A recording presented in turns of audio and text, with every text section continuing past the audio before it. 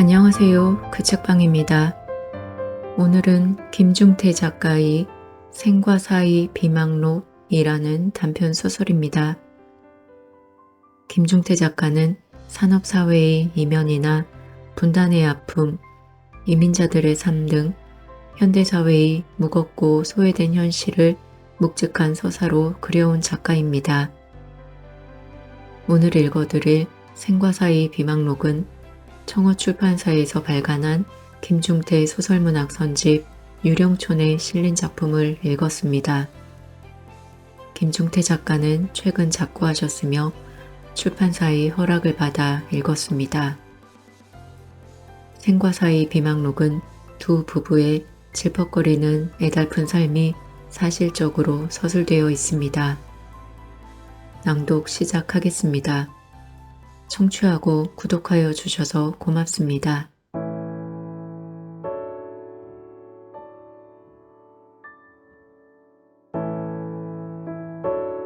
생과 사의 비망록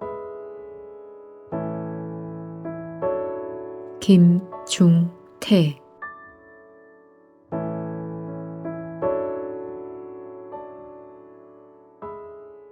이른 봄날 회반죽 같은 안개가 악마의 냄새를 풍기며 온종일 음산하더니 저녁 무렵이 되자 세찬 비바람을 몰고 오면서 시장 사람들이 썰물지듯 빠져나간 거리에 빈 좌판 몇 개만 썰렁하게 남았다.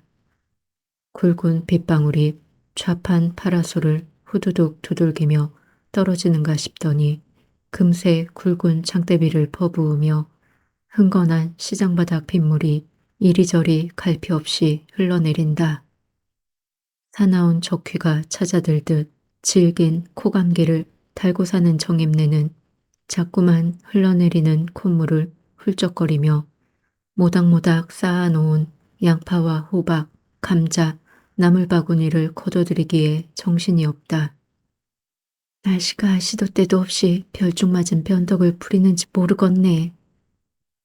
돈벌이도 시원찮은 노점에 날씨마저 극성을 부리는 심술에 정입내는 걷어들인 물건들의 천막을 덮어가며 속이 타는 울상을 지었다. 우라질 사내는 어디서 꾸물거리고 자빠져 아직 안 나타나는 거야. 빗발은 더 거세지고 있었다. 쏟아지는 빗발에 쫓기며 좌판을 거둬 장찜을 싸놓고 어두운 빗길을 바라보던 다리네는 싸늘하게 곤두선 눈매로 사나운 성과를 터뜨리는데 시장 길목으로 타이탄 트럭이 나타나면서 빗속을 쏜살같이 달려온다. 이 썩을 인간아, 낮인지 밤인지 분간도 못해. 어디 자빠져 꾸물거리다 이제 오는 거야. 양쪽 볼이 오동통하게 부어오른 다리네는 마을을 돌며 과일 행상을 하고 돌아온 남편에게 질그릇 깨지는 소리를 쏘아붙였다. 성깔이 불같은 마누라에게 당한 남편은 정말 없이 주눅이 든 강아지 마냥 두 눈을 끄먹거리며 파라솔 아래 꾸려놓은 장침을 번쩍 들어다 트럭 짐바리에 실었다. 우리 먼저 갑니다. 내일 또 봐요. 남편을 모질게 잡돌이하던 다리네는 언제 그랬냐는 듯이 훈훈한 말씨로 사근사근 바뀌어 남편 트럭에 올라타고 손을 흔들며 빗속에 표표히 사라진다. 굵은 장대비는 계속해서 주룩주룩 퍼붓는다. 노천시장에 남아있는 장사꾼 하나 없다. 정임은 단골 식당에 배달해줄 배추와 대파를 비닐부대에 담아 오토바이에 실어놓고 팔다 남은 물건들이 새벽 추위에 얼지 않도록 천막을 덮어놓았다. 먹장을 갈아부은 듯 어둠에 쌓인 시장 바닥으로 그칠 줄 모르는 장대비가 주룩주룩 쏟아지고 있었다. 어물전 좌판에서 흘러내리는 생선 비린내와 쓰레기 더미에서 풍기는 악취와 함께 어둠이 까맣게 고인 구석에서 흉측한 괴물이 뛰어나올 것만 같았다. 주문한 물건을 어서 갖다 주자고 배달 오토바이를 끌고 나온 정임내는 억수 같은 빗발 속으로 시커멓게 기어 나오는 것을 보고 멈칫했다. 저게 뭐람? 어두운 빛발 속에 꿈틀거리는 물체와 함께 시장 바닥이 긁히는 소리에 정임내는 등골이 오싹했다. 저게 도대체? 간혹 만취한 주정뱅이가 시장 바닥에 내 활개를 펼치고 나뒹구는 꼬락서니를 보긴 했어도 괴물처럼 흉측한 것은 보도 듣도 못한 것이었다. 한쪽 흐릿한 시장 바닥 보안등 불빛 속으로 번질번질하게 꿈틀거리는 것이 보인다. 차르르르 차르르르 정임내는 홍겁한 전율이 척추를 따라 쭉 흘러내렸다. 머리에 화이버를 두들기며 흘러내리는 빗물을 한 손으로 훔치며 그녀는 장대비 속에 연신 꿈틀거리는 것을 다시금 바라보았다. 저 사람은 시커먼 괴물에게 냉큼 잡아먹힐 것처럼 간담이 서늘하던 정임내는 빗물이 번질거리는 괴물의 전경에 그만 입을 딱 벌리고 놀랐다. 무릎 아래 두 다리가 없는 몸으로 시장 바닥에 목판을 밀고 다니는 박물장수였다. 그는 시장 바닥에 깔린 목판 수레에 수세미, 행주, 고무장갑, 이쑤시개, 면봉, 방향제, 좀약, 등속의 물건들을 팔아 어렵사리 살아가는 사내였다. 그는 무릎 아래 두 발이 없는 허벅지에 고무 튜브와 타이어 조각을 두른 상체에 나막신을 낀 양손으로 시장 바닥을 기어다니는데 언제나 흘러간 옛 노래를 틀어놓고 돌아다녔다. 쯔쯔 산다는 게 뭔지. 줄기차게 쏟아지는 장대비가 목판 박물 장소를 두들기고 있었다. 차가운 시멘트 바닥에 납작하게 깔린 몸은 사정없이 두들기는 빗줄기에 찢기고 부서져 빗물에 다 씻겨버린 내일 아침이면 그 자리엔 젖은 물걸레만 남아있을 것 같았다. 사람이 산다는 게 그리 애처로운 것을. 날이 어두워지기 무섭게 퍼붓는 장대비 속에 아무리 정신머리가 없기로 목판 박물 장수를 괴물로 여긴 자신의 경박한 소행머리를 알아차린 정임내는 끌고 나가던 오토바이를 얼른 잡아 세웠다. 웬 비를 이렇게 다 맞고 다니세요? 정임내는 너무나 가엾은 마음을 가누지 못하고 비옷을 대신할 만한 비닐자락이라도 어디 없을까 주위를 살펴보다 자기 몸에 걸친 비옷을 벗어 박물장수에게 덮어주었다. 날씨가 사나운 때는 일찍 들어가지 않으시고요. 정임내는 비에 흠뻑 젖은 박물장수가 안쓰럽다 못해 역정이 실린 소리를 했다. 저는 괜찮습니다. 이 비옷을 다시 걷어 입으시고 어서 들어가시지요. 박물장수는 얼굴을 쳐둘 수 없이 쏟아지는 빗발 속에 머리를 조아리며 고마워했다. 차가운 비를 많이 맞아 병이 안 나실지 모르겠네요. 고달픈 인생살이에 서러운 고통을 감추고 사는 정임내는 한마디 덧붙였다. 박물장수 사내의 얼굴을 적시며 줄줄 흘러내리는 빗물이 차라리 험난한 세상살이가 서러워 흘리는 눈물이라면 정임내는 값싼 동정을 쓸 것이 없이 못 본 척 그냥 지나쳤을 터였다. 한 푼이라도 벌어야 살지요. 박물장수는 틀림없이 그럴 것이었다. 감기, 몸살 따위야 세상에 살만한 사람들이나 걸리는 호강병이지. 기실 그러했다. 세상살이에 지친 불구의 박물장수 사내는 쉴 사이 없이 불구의 몸을 힘들게 끌고 돌아다니며 오죽자는 푼돈 장사라도 해야 먹고 살 수 있을 것이었다. 정임내는 시장바닥 사람들 사이를 비집고 자벌레처럼 꿈틀꿈틀 기어다니는 박물장수를 볼 때마다 안쓰럽기 이를 데 없었다. 많은 사람이 번거롭게 북적거리는 시장 바닥에 흘러간 옛 노래가 들려오면 박물장수가 남학신을 거머쥔 손을 성한 사람이 두 발 삼아 어김없이 돌아다녔다. 시장 사람들은 복잡한 시장 바닥을 거추장스러운 애벌레처럼 꿈틀꿈틀 기어다니는 박물장수를 보며 가엾은 혀를 차기도 하고 기이한 생김새에 놀라듯 슬쩍슬쩍 곁눈질로 비켜가면서 수세미나 행주 같은 목판 물건 하나 쉽게 사주는 것을 보기 어려웠다. 세상 사는 게 누구나 그래요. 사지가 멀쩡하게 생겼어도 견디기가 힘들고 추악한 고통을 끌어안고 사는 사람들이 많고요. 정임내는 가슴 아픈 한숨을 지었다. 사람은 저 생긴 대로 사는 게 아니겠는지요. 목판 박물장수는 어두운 빗속을 드르륵 드르륵 목판을 밀고 기어나가면서 말했다. 그렇긴 하지만요. 정임내는 오토바이를 타지 않고 박물장수를 따라 시장을 걸어 나갔다. 저를 길바닥을 기어다니는 벌레처럼 불쌍히 여기지 말아주세요. 저는 시장 사람들이 징그러운 애벌레처럼 보든 흉한 괴물로 여기든 아무렇지도 않습니다. 그건 제 자신이 그런 미물로 여기고 생각하는 것이 아니라 남들 나름대로 보고 생각할 뿐이지요. 제가 기어다니는 벌레처럼 생각하고 비관한다면 하루 한시를 살 수가 있겠는지요. 벌써 혀라도 깨물고 죽었겠지요. 생명이 있는 것들은 여러 가지 모양을 하고 살잖아요. 저는 두 발로 걸어 다니는 사람들과 두 손으로 기어 다니는 차이뿐이에요. 제게 인정을 쓰시느라고 비를 많이 맞으셨군요. 고맙습니다. 박물장수는 담담한 말끝에 먼저 인사를 하면서 시장 바닥을 나갔다.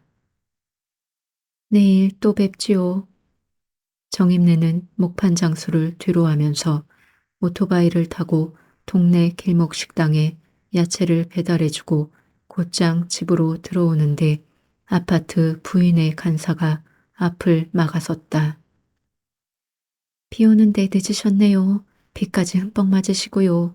어서 좀 집으로 올라가 보세요. 아까 우리 집 베란다에서 뭐가 깨지는 소리가 나서 나가보니까 위층 유리창이 깨진 것 같더라고요. 부인의 간사는 몹시나 불안스러운 소리를 했다. 집에 남편밖에 없는데 그런 일이 없을 텐데요. 정임내는 의아한 불안을 느끼며 말했다. 우리 집도 아파트 바람벽이 사방이 갈라지고 화장실도 물이 줄줄 새서 난리예요. 녹슨 베란다 난간은 녹이 까맣게 쓸어 흔들거리는 것이 언제 떨어져 나갈지도 모르겠고요. 그래서 말인데 도대체 아파트 재건축은 언제 한다는 거예요? 안전진단이 나와야만 한대나 봐요. 아파트 재건축을 빨리 해야지. 수도 녹물이 벌겋게 나오질 않나. 정말 못 살겠어요. 아파트 부인의 간사는 불만을 쏟아놓으며 현관을 바쁘게 걸어 나갔다.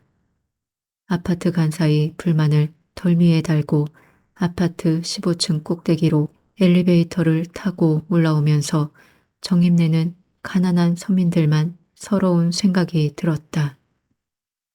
에구머니, 집안이 왜 이래? 정임내는 아파트 현관을 들어서기 무섭게 집안을 휘젓는 찬바람이 서리를 끼얹듯 달려들었다. 거실 밖 베란다 유리창이 깨져나가 비바람이 들이치고 있었다. 남편의 휠체어가 놀랍게 베란다에 나가 있었다. 여보, 정임내는 불길한 예감이 번개처럼 스쳤다. 그녀는 남편의 휠체어로 달려갔다. 휠체어 등받이에 비스듬히 몸을 기대앉은 남편의 우둥퉁한 얼굴이 푸른 낯빛으로 얼어 있었다. 아유, 정말 미치겠네. 까탈스럽고 유난해진 남편의 심통에 정임내는 날이 갈수록 힘들게 지쳐가고 있었다. 내가 전생에 무슨 죄를 짓고 살았다고 이런 험악한 꼴을 보고 살아야 하는지 모르겠네. 정임내는 카랑카랑한 목소리로 투덜거리며 방 안에 이불을 가져다 추위에 퍼렇게 언 남편을 감싸주었다. 어떤 어려움이라도 굴복하지 말고 억척 보두로 한 푼이라도 더 벌어보자고 하루 온종일 노천 시장에서 변덕이 요란한 가을 날씨에 부대끼다 집에 돌아오면 구석구석 남편의 똥오줌이 찌든 구린내가 먼저 달려들곤 했지만 정임내는 그동안 이맛살을 찌푸리고 콧등 한 번을 실룩거리며 불구의 남편 병수발을 해본 적이 없었다. 온종일 싸고 뭉개건 말건 그냥 방 안에 놓아두는 것을 커다란 산에 휠체어에 태워주고 나간 내가 바보 같은 년이지. 남편의 까탈스럽고 유난해지는 심통에 정임내는 조금씩 지쳐가고 있었다. 속이 펄펄 끓어오르는 불만을 억세게 참고 견디며 휠체어 까칠한 남편을 방에 데려다 놓은 정임내는 씨름 장사가 배지기를 하듯 두 손으로 육중한 남편의 허리띠를 꽉 움켜잡고 방바닥 보료에 뉘어놓고 가스비야 얼마가 나오든 정임내는 방이 후끈거리도록 보일러를 틀어놓았다. 마음대로 움직일 수 없이 답답하거든. 내가 잠깐씩 집에 들어올 때 창문을 좀 열어달라고 해요. 위험하게 베란다는 왜 나가요? 정임내는 담요 한 장을 꺼내 들고 베란다로 나가 깨져나간 유리창을 임시 방편으로 막아 놓았다. 당신 똥오줌 냄새 맡기 싫거든. 먼저 꼭 말을 해요. 갑자기 무슨 별난 골프인지 심통인지 부리며 휠체어를 밀고 나가 바깥 유리창을 깨놓지 말고요. 알았지요? 집안에서조차 한 발짝도 거동할 수 없는 남편을 배려하여 푸르고 싱싱한 행운목에 테이블 야자, 하얀 꽃대가 1년 내내 올라오는 화분과 연산홍을 함께 올려놓았던 화분대가 남편의 휠체어에 넘어지면서 공기청정 효과가 탁월한 산세베리아 화분까지 넘어져 유리창을 깬 것 같았다. 당신 재활원 몇 군데 돌아다니다 회복이 불가능하다는 소리를 듣고 오더니 이제 아주 죽을 마음이라도 먹은 거요? 전신마비 불구가 되어 휠체어에 앉아있던 남편이 혹여 아파트에서 떨어져 죽으려고 그랬나 하는 생각에 정임내는 화가 나는 소리를 질렀다. 구차한 삶의 절망이 극도에 달한 나머지 남편은 병든 닭처럼 고개를 축 늘어뜨리고 눈물을 흘리는 꼴이 오히려 정임내 물화를 촉발한 것이었다. 나도 말을 안 해서 그렇지 정말 당신 보기 지겨워 죽겠어요. 집에서 나가든지 아파트에서 떨어져 죽던지 소갈딱지 사나운 여편네 껄핏하면 황소눈가를 부릅뜨고 소리칠 때처럼 차라리 한바탕 화풀이를 하라고요. 그게 낫지. 이건 내가 마치 고문을 당하고 사는 것 같다고요.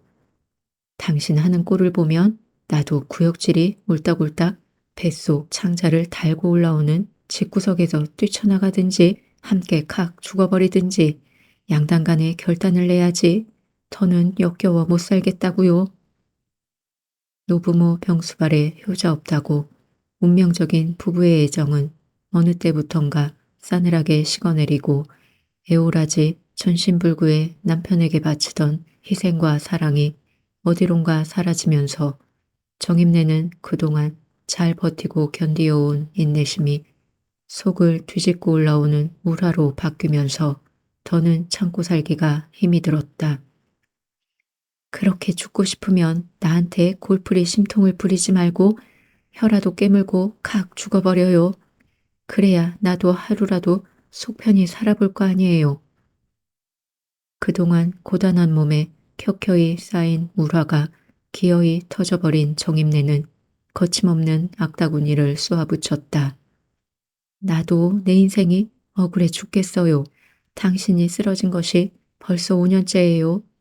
그동안 정말이지 하루도 빠짐없이 코피가 쏟아질 것 같은 당신의 똥오줌 속에 진절머리 나게 살았다고요. 당신 병수발을 하고 살다간 당신보다 내가 먼저 쓰러져 죽게 생겼어요. 그렇게 사랑 구실을 하기가 싫다면 이 싸가지 없는 여편네도 다른 여자들처럼 신바람 잡고 한번 살아보게. 그토록 죽고 싶거든 어서 죽어요. 베란다 창문을 열고 뛰어내릴 힘이 없으면 내가 등을 떠밀어 줄 테니까 죽지 못해 안달하지 말고 마음대로 떨어져 죽어버리라고요. 정임내는 울고불고 목구멍이 찢어지는 피눈물을 꺽꺽 삼키었다. 당신 말대로 나보다 당신이 먼저 죽게 생겨서 몇 번이나 나를 내다 버리라고 했잖아. 지금 당장이라도 동네 이웃들 몰래 어디 골목에 내다 버리든지 다른 동네 공원 같은 데다 휠체어를 태워버리라고. 그 뒤는 걱정하지 말고. 남편은 줄곧 눈물을 흘리고 있었다. 정임내 역시나 노천시장에서 수시로 집으로 가며 남편 수발을 들고 사는 게 너무 힘이 들 땐 차라리 남편이 타고 있는 휠체어에 밀고 나가 공원이든지 길가에 슬그머니 버리고 싶은 마음 또한 없지 아니했다. 그 시점에 정임내는 한 생각을 바꾸면 세상이 달라지고 사는 게 달라진다던 법당 스님의 법어를 떠올렸다. 생명은 함부로 끊는 것이 아니라고 했어요. 팔이 없는 사람은 발로 살고, 발이 없는 사람은 손으로 살고, 손도 발도 없는 사람은 입으로 사는 사람들을 텔레비전에서 본 적이 있어요. 그때는 물론 측은지심이 생기기도 하였지요. 그런데 눈먼 사람이 그림을 그리고 귀가 안 들리는 사람이 피아노를 치는 것을 봤어요. 사람은 그렇게 생명이 소중한가 봐요. 그러니까 귀가 안 들리면 감각과 외부 환경에 민감해져서 소리의 진동을 감지하며 피아노 음반을 두드리는 것이었어요. 박쥐가 초음파를 쏘아 돌아오는 반응으로 먹이를 잡을 수 있는 것처럼요. 정임내는 두 다리가 없이 사나운 빗속에 기어다니는 박물장수를 생각하며 말을 계속했다. 사람은 어떡하든 살 수가 있고 살아야 하는 거라고요. 사지가 없으면 불편할 따름이지 살 수 없는 건 아니잖아요. 그렇게 습관이 되고 익숙해지면 불편할 것이 하나도 없는 거라고요. 남을 보고 따라 사는 것도 아니고 내가 나를 위해 사는 것을요. 당신은 억센 마음가짐으로 살아볼 생각을 하지 않고 왜 자꾸만 나약한 심정으로 죽으려고만 해요? 남편이 사지가 마비된 짐덩어리 같았으면 버리지 말라고 해도 10백번도 더 내다버렸을 것이었다.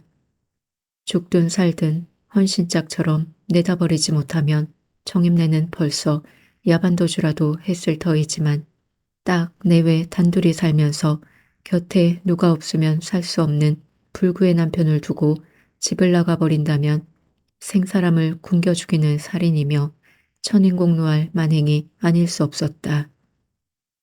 당신을 어디 내다 버릴 줄 몰라 안 버리는 것이 아니에요. 행티가 사나운 남자라면 나가지 말아 달라고 부여잡고 매달린다 해도 정임내는 아직은 젊다 싶게 반반한 얼굴을 흔들어가며 춤추고 떠났을 것이었다. 그동안 누구보다 당신이 가장 힘들었을 텐데 제가 너무 심한 말을 해서 미안해요. 차마 해서도 안 되고 할 수도 없는 말을 가혹하게 쏘아붙이고 난 정임내는 자신의 의지로 몸을 움직일 수 없는 남편을 바라보려니 가엾은 측은재심이 폐부를 찔렀다. 자식이 곁에 있어도 흐느흐느 처진 성기를 붙잡아 방광이 팽창한 소변을 빼줘야 하고 똥 싸고 뭉갠 사타구니를 씻기며 칠퍽한 똥범벅이 된 옷가지를 누가 빨아줄 것인가.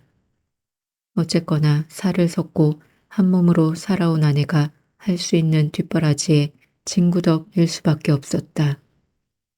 유다르게 몸집이 큰 남편을 한 번씩 휠체어에 태우고 내려놓자면 두 팔이 빠져나가고 허리가 우지끈거리며 부러질 것 같아도 속아지 사나운 여편네가 끝내 남편을 잡아먹었다는 악담을 들을 수 없었다.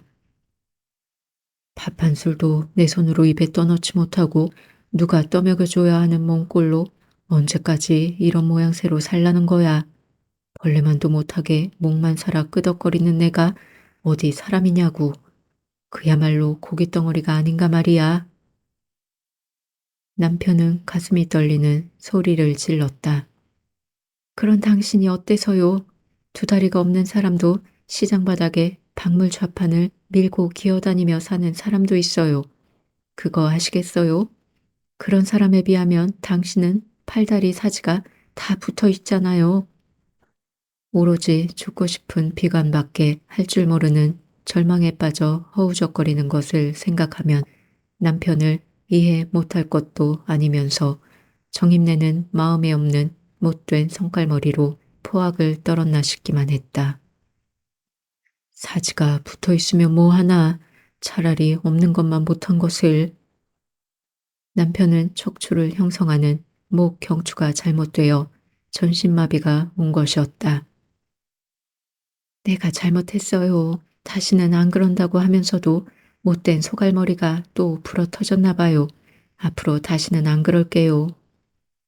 정임내는 남편의 부리부리한 퉁방울 눈에서 흘러넘치는 눈물을 보다 못해 수건을 가져다 닦아주었다.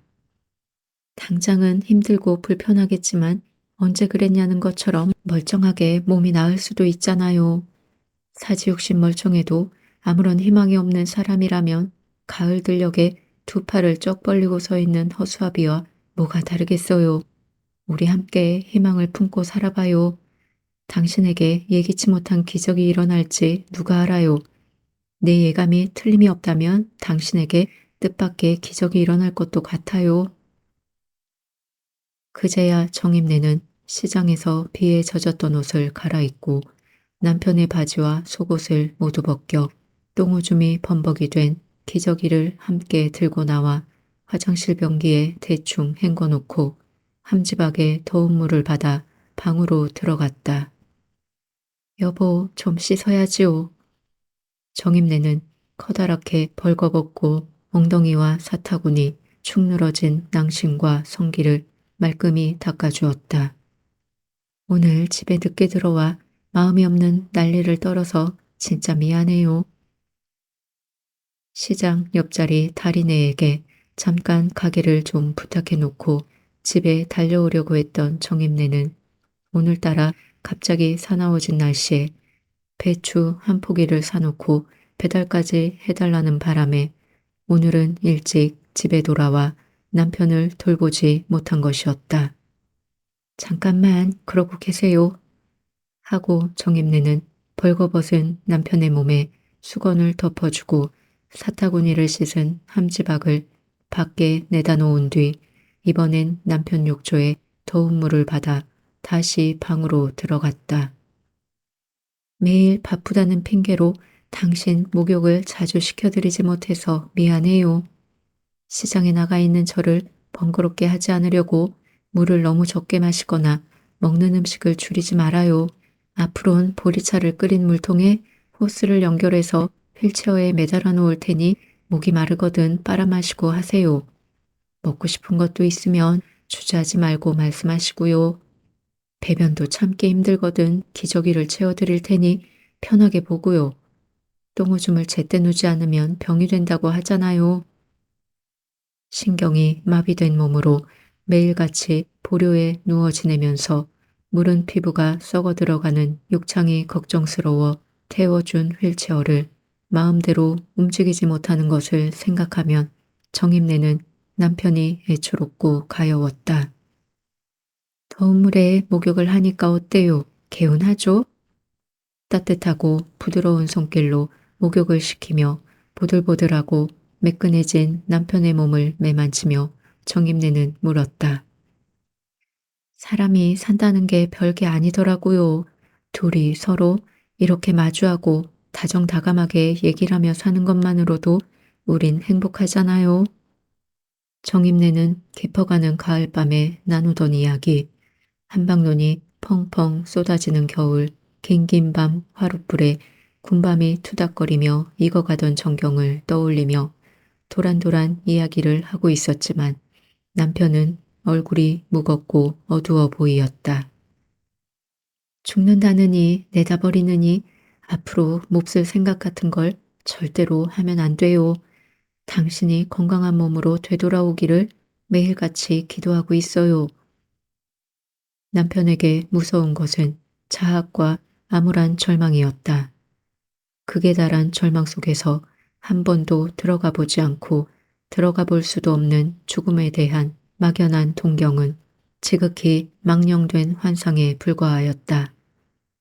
인생을 화려하게 수놓았던 날들, 사랑스럽고 아름답고 애틋했던 순간들, 그런 삶을 살며 줄곧 살고 싶은 삶에 대한 회의구와 구둔이지 참신한 갈망이 남편에겐 당장 절실했다. 당신은 일어날 수 있어요.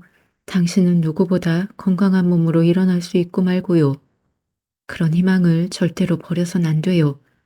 요즘 병원 의술이 아무리 맞는 같아도 사람은 자신의 한계를 뛰어넘을 수 있는 신념과 의지가 있어야 한다고 했어요. 당신은 이겨낼 수 있어요. 이겨내지 못한다고 해도 괜찮아요. 이가 다 빠지고 없으면 잇몸으로 씹어먹고 살듯이 엊그제도 우리가 두 손이 없는 사람이 입에 연필을 물고 컴퓨터 자판을 치고 발가락에 붓을 쥐고 그림을 그리는 화가를 텔레비전에서 봤잖아요. 나는 당신이 등산 갈 때 가지고 다니던 스틱이 베란다에 놓인 것을 보고 이상한 생각이 들기도 했지만 당신은 충분히 가능성이 있어요. 새가 나뭇가지와 부드러운 건부를 물어다 입으로 둥지를 짓는 걸 당신도 본 적이 있을 거예요. 자기 생존에 필요한 물건들을 입으로 물어다 사는 것이 물론 처음엔 불가능하고 아주 힘든 일이겠지만 그것이 차츰 습관이 되고 수족처럼 익숙해지면 불편한 걸 모르고 살아가는 거예요. 정임내는 남편에게 한껏 희망을 불어넣어 주었다. 물론 한두 번 되풀이해 본 말이 아니었다. 휠체어를 타고 앉아서도 등받이에 몸을 잘 기대지 않으면 고개가 맥없이 툭 꺾이고 어깨가 굽었다. 보료 위에 자세를 잡고 앉지도 못하던 남편은 손가락 한두 마디를 꼼지락거리는 반응을 엿보이기도 하며 호전의 가능성이 아주 없지도 아니했다. 당신 헛고생하지 마라. 나는 오래 살지 못해. 죽을 것 같아. 그래, 죽고 말 거야. 아무 쓸모없는 고깃 덩어리가 산다 한들 얼마나 버티고 살겠어. 나는 내가 잘 알아. 당신 공연히 부질없는 애를 쓸 것 없다고. 남편은 숫째, 구차한 삶을 적고 싶은 눈치였다. 집을 수십 채씩 지어 남김없이 분양하던 남편이 사업 크게 규모를 확대하는 과정에 동업자를 잘못 만난 것이 불구의 몸을 가져온 화근이었다. 동업자가 주도 면밀하게 주선한 땅에 연립주택을 짓고 분양 단계에서 토지가 엉뚱하게 다른 사람의 소유로 밝혀지고 법정 다툼이 벌어지면서 파산을 면치 못한 남편은 차츰 기력을 잃어가더니 끝내 불구의 몸이 되어버린 것이었다. 정임내는 건강하던 남편이 몰라보게 기력을 잃어가며 허약해지는 몸을 보다 못해 보약이라도 한 첩 지어 먹일 생각을 하고 제법 용하다고 알려진 한의원을 찾아갔다. 검사를 해봐야 알겠지만 아무래도 뇌졸중이 의심됩니다. 입원을 하는 것이 좋겠군요. 남편의 안색을 살펴보며 진맥에 들어간 한의사는 약간 절룩거리는 남편의 왼쪽 다리를 이쪽 저쪽 짚어보고 나서 귀가 몹시 허해졌다는 말과 함께 입원을 권유했다. 한의사의 진단에 남편은 자기가 무슨 뇌졸중이 왔느냐고 펄쩍 잡아떼면서 별다른 이상이 없이 멀쩡한 사람을 병원에 입원시킨다고 역정을 내었지만 정임내는 달랐다. 남편의 입이 돌아가고 사지가 뒤틀려 움직이지도 못하는 몸이 될 수도 있다는 한의사의 뇌경색 진단에 펄쩍 놀란 정임내는 남편을 한의원에 입원을 시켰다. 한의원에 입원한 남편은 종전처럼 건강한 몸으로 회복되기는커녕 날이 갈수록 몸이 묵을충처럼 흐느흐느해지면서 혈관 압박으로 인해 팔다리 얼굴이 돌아간다는 뇌졸중과 별로 상관이 없는 사지 근육의 이완 현상이 더 심각해지고 있었다. 그런데도 한의사는 하루에 10개가 넘는 침을 남편의 몸 곳곳에 찔러대었고, 그렇게 한 달이 되어가도 사지가 이완 병세가 더욱 악화 일로를 걸으며 손가락 하나 까딱하기 힘든 지경에 이르고 있었다. 우리 남편이 왜 저래요? 왜 그런지 말씀을 좀 해보시라고요. 한의사의 처방에 조금씩 불안을 느끼며 의구심을 품어온 정임내는 한의사의 앞자락을 움켜쥐고 다그쳤다. 뇌졸중은 단기간에 호전되는 병이 아닙니다. 곧 좋아질 테니 조금 더 두고 보시지요. 한의사는 몇 번씩이나 천연스럽게 똑같은 소리를 되풀이했다. 우리 남편이 조금이라도 호전되기는 고사하고 숨쉬는 것조차 어려운 이유가 도대체 뭡니까? 어디 말씀해 보세요. 정임내는 열불이 터지는 아우성을 떨었지만 아무것도 달라지는 것은 없었다. 그렇게 며칠이 더 지났을까? 한의사는 잘못한 염치라곤 털끝만큼도 없이 무책임한 소리를 짓거리고 나왔다. 큰 병원으로 옮겨보시지요. 뭐라고요? 당신 의사 맞아? 그게 지금 의사가 할 소리냐고. 찢어진 입을 가졌으면 어디 말을 좀 똑바로 해봐. 엉터리 돌팔이놈아. 환자가 산송장으로 실려나갈 때가 다 되어 생뚱맞게 시치미를 떼고 앞뒤가 안 맞는 말을 거듭하는 한의사를 정임내는 불같이 토했다. 당신 의사 맞아? 그 잘난 입을 가졌으면 어디 말을 해보라고. 이 돌팔이놈아.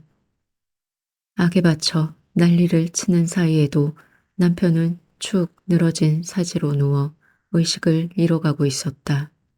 처음부터 개기름이 번질거리는 낯짝을 들고 환자를 대하는 수작질이 암만 해도 사람 잡는 돌팔이 한의사이 썩은 피 냄새가 난다는 생각이 찾아들어 이곳저곳을 찾아가 소문을 들어보니 아니나 다를까 그곳은 사람이 죽어나가는 병원이라고 했다. 이 악귀 같은 돌팔이놈아, 펄펄하게 제 발로 걸어 들어온 사람을 붙잡아 입원시켜 놓고 이제 와서 낯짝 쳐들고 뭐 어째? 큰 병원으로 가보라고? 맥도 모르고 침통만 흔들어댄 주제에 의사라니. 에이, 사기꾼 놈아. 어서 우리 남편 살려내, 이놈아. 한의사를 다잡고 소리치는 그 순간 남편은 벌써 의식이 흐릿해지며 시시각각 죽어가고 있었다. 정임내는 절박했다. 아직 숨이 붙어 있는 남편부터 살려놓고 보자고 정임내는 총각을 다투며 택시를 불러 남편을 싣고 대학병원으로 총각을 다투어 달렸다. 대학병원 응급실은 병세가 다급해 보이는 환자와 보호자들이 초췌한 모습들로 로비에 붐비고 있었다. 우리 남편을 좀 살려주세요. 혼수 상태에 빠진 남편을 살펴보는 젊은이 사이 얼굴에 환자 상태가 위급한 긴장이 역력했다. 간호사와 의사 두 사람이 더 다가왔다. 두 의사의 표정 역시 심각했다. 남편에게 곧바로 호흡 보조기가 꽂히고 응급 환자용 들것에 실려 MRI 촬영에 들어갔다. 이미 사망 쪽으로 기운 남편의 기적 같은 소생을 바라며 정임은 조마조마한 가슴을 끌어안고 보낸 시간이 얼마나 지났을까.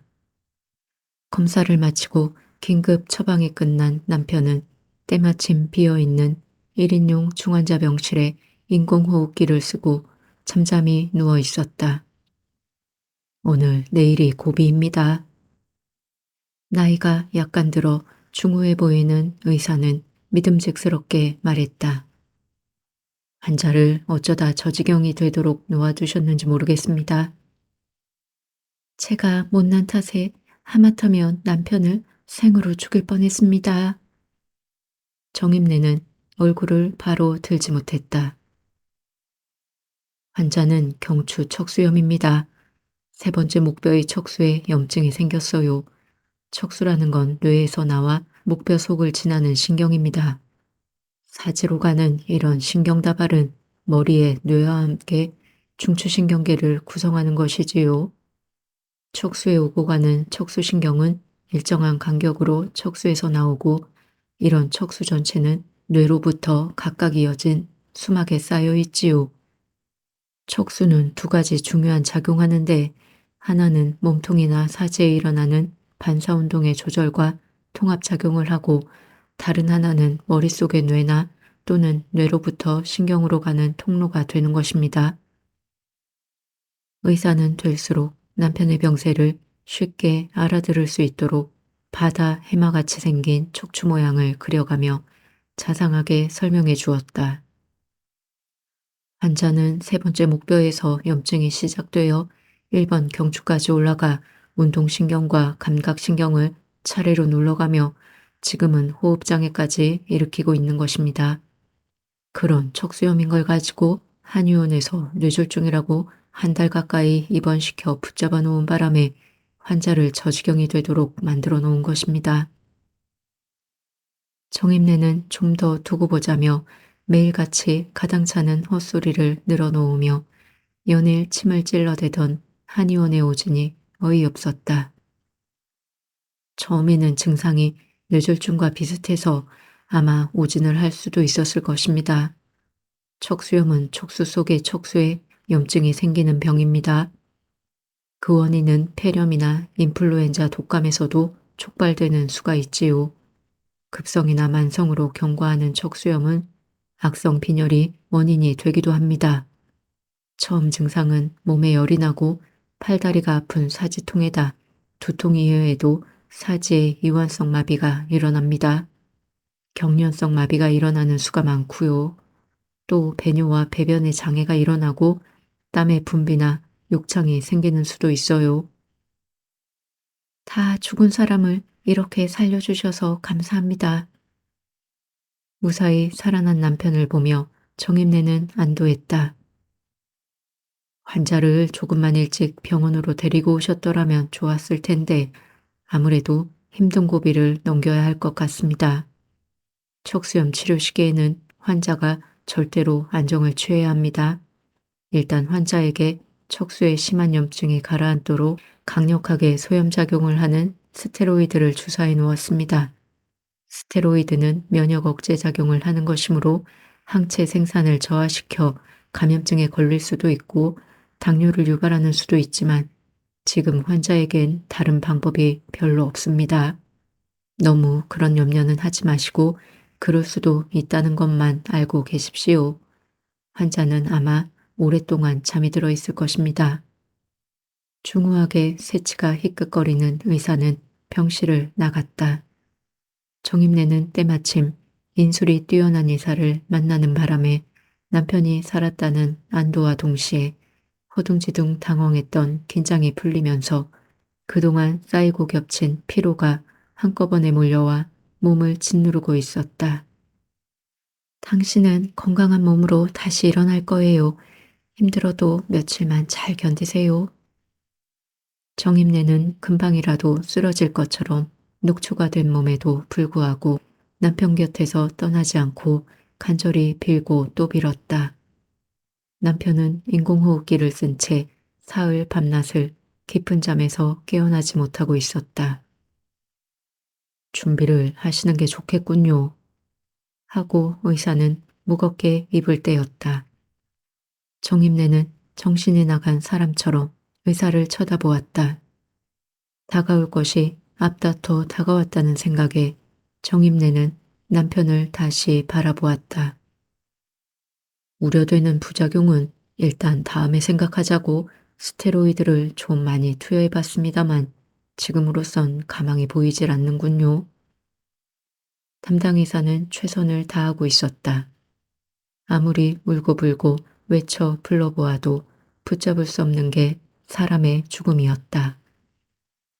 집으로 잠깐 돌아온 그녀는 남편의 영정사진을 준비하며 가까운 친척들에게 전화를 걸어주고 다시 병원으로 서둘러 돌아왔다. 어딜 갔다 오셨어요? 환자분이 방금 전에 깨어나셨어요. 진료 차트를 손에 들고 옆에 지켜서 있던 간호사가 밝은 얼굴로 정임내를 반겼다. 예? 우리 남편이 살아났다고요?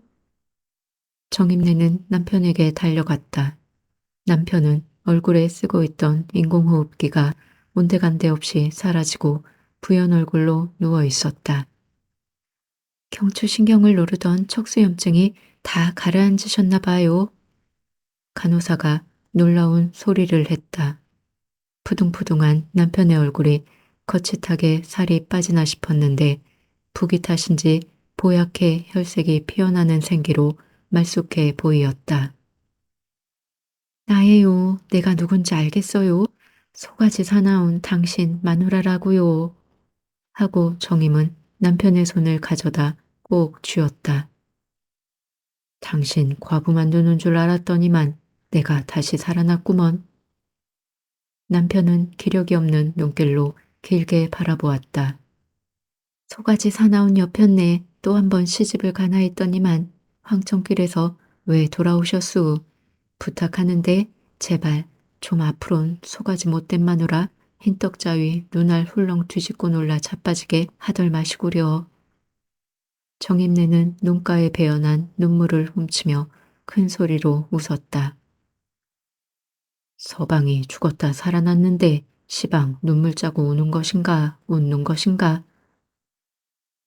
내가 언제 울었다고 그래요. 저승길에서 돌아오셨으니 당신은 이제 오래 사시겠구려.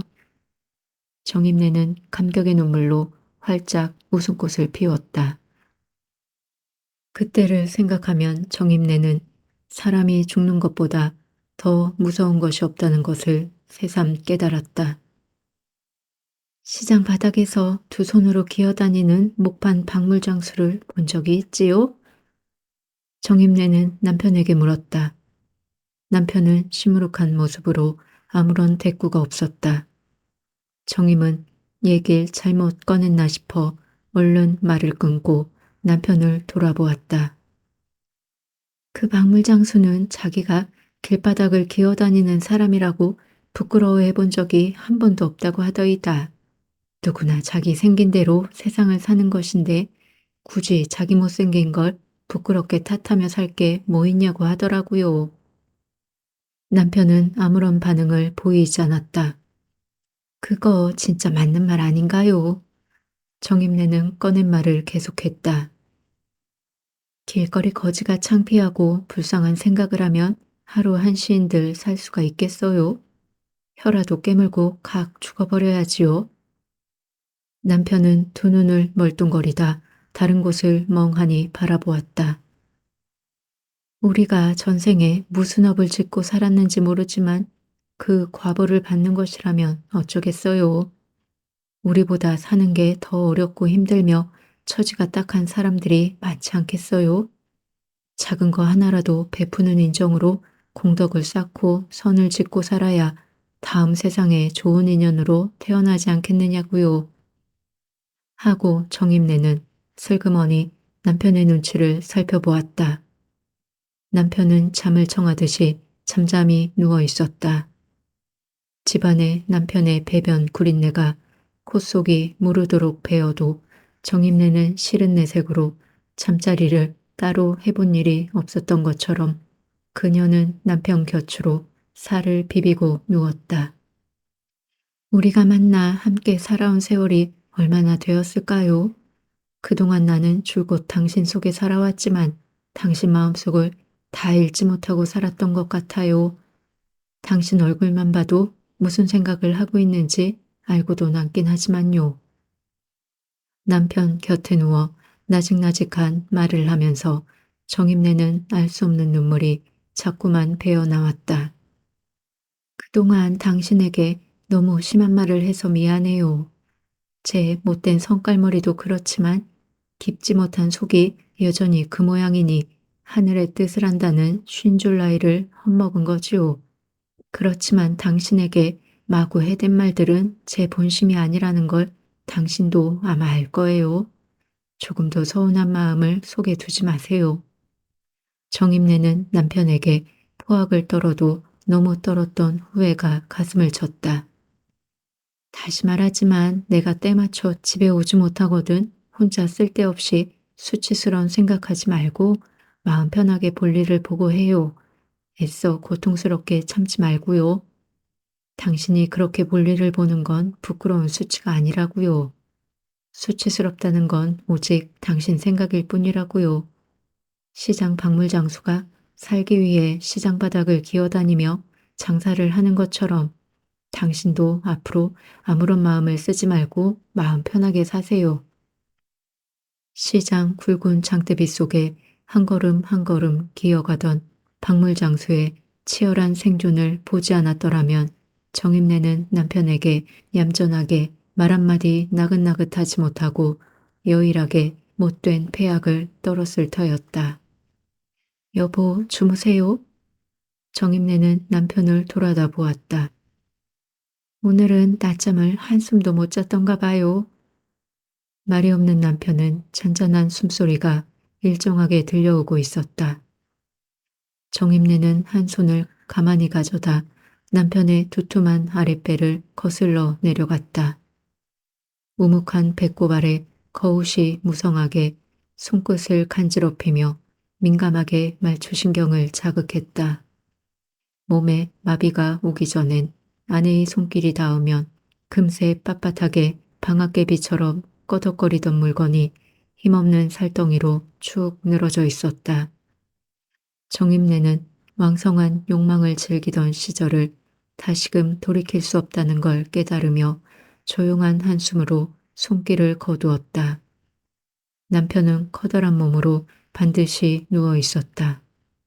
좀처럼 떨어질 줄 모르는 감기에 수척해진 얼굴로 시름겹게 앉아있는 모양새가 몹시 외로워 보였던지 파장 무렵 달인애가 권하는 소주를 얻어 마시고 집에 들어와 잠자리에 들었다 억누르고 살아온 유욕이 은근히 발동하여 엉덩이를 가만히 들고 기어 올라가 요상한 짓을 하는데 죽은 듯이 몸을 내맡기고 누워있던 남편의 두 눈에서 눈물이 주르르 흘러내리고 있었다. 그 눈물을 보고 난 정임내는 그 뒤로 돌개집처럼 방자한 유욕과 담을 쌓고 살아온 것이었다. 내가 죽일 놈의 죄인이야.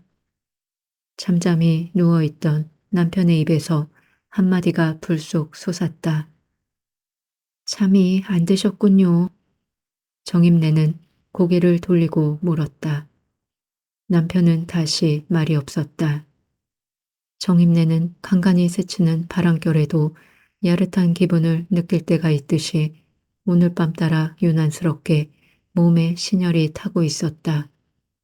예전엔 남편이 건설 현장에서 수염이 텁수룩한 얼굴로 집에 들어오기 무섭게 덮치고 올라오면 폭발적인 흥분이 절정에 달하면서 행복했던 때를 돌이켜 보노라면 인생이 어느새 속절없이 덧없이 늙어가고 있었다. 당신을 너무 희생시켜온 것이 얼마나 되었는지 내가 죄를 지어도 아주 못된 죄를 짓고 있구먼. 무슨 말씀을 하는 거예요? 다시는 그런 말을 하지 말아요. 희생은 뭐고 죄는 또 뭐랍니까? 당신은 참으로 어질고 착한 사람이야. 천사가 따로 없지. 여느 때와 다르게 남편은 말하는 어조가 처연했다. 날이면 날마다 북적거리는 시장 사람들 속에 부대끼면서 꽃다운 얼굴에 거미줄 같은 주름살이 가득하게 건늙어가고 있으니 하는 말이라네. 그게 엇보인 것처럼 남편은 괴로워하고 있었다. 밤이 깊어가나 봐요. 잠을 좀 청해보세요. 누천시장 야채장사와 남편 병수발이 매일 반복되면서 만성적으로 익숙해진 정임내는 모든 일을 다 끝내기 무섭게 만사가 귀찮은 몸으로 쓰러져 혼곤한 잠에 골아 떨어지던 때와 달리 잠이 오지 않고 있었다. 몸이 고단할 텐데 당신이나 어서 자요.